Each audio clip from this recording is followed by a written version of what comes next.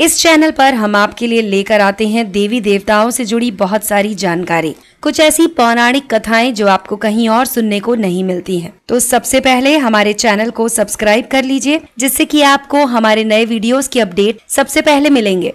दोस्तों, क्या हुआ था जब दुर्योधन ने अपनी पत्नी को कर्ण के साथ देखा? जी हाँ दोस्तों, दुर्योधन की पत्नी का नाम भानुमति था। भानुमति के कारण ही मुहावरा है, कहीं की ईंट कहीं का रोड़ा, भानुमति ने कुनबा जोड़ा। भानुमति कंबोज के राजा चंद्रवर्मा की पुत्री थी। राजा ने उसके विवाह के लिए स्वयंवर रखा था। स्वयंवर में शिशुपाल, जरासंध, रुक्मी, वक्र और दुर्योधन समेत कर्ण भी वहाँ पर आमंत्रित थे। ऐसा माना जाता है कि जब भानुमति ने हाथ में माला लेकर अपनी दासियों और अंगरक्षकों के साथ दरबार में प्रवेश किया तो एक एक करके सभी राजाओं के पास से गुजरी। दुर्योधन चाहता था कि भानुमति माला उसे पहना दे, लेकिन ऐसा हुआ नहीं। दुर्योधन के सामने से भानुमति आगे बढ़ गई। तब दुर्योधन ने उसके हाथ से माला झपटकर खुद ही अपने गले में डाल दी। सभी राजाओं ने तलवारें निकाल ली। दुर्योधन ने सब योद्धाओं से कर्ण के आगे युद्ध की चुनौती रखी, जिसमें कर्ण ने सभी को परास्त कर दिया। भानुमति को हस्तिनापुर ले जाने के बाद दुर्योधन ने उसे ये कहकर सही ठहराया कि भीष्म पितामह भी अपने सौतेले भाइयों के लिए अंबा, अंबिका और अंबालिका को लेकर आए थे। इसी तर्क से भानुमति मान गई और दोनों ने विवाह कर लिया। दोनों के 2 संतान हुई। एक पुत्र का नाम लक्ष्मण था, जिसे अभिमन्यु ने युद्ध में मारा, और पुत्री का नाम लक्ष्मणा था, जिसका विवाह कृष्ण के जामवंती से जन्मे पुत्र सांब से हुआ था।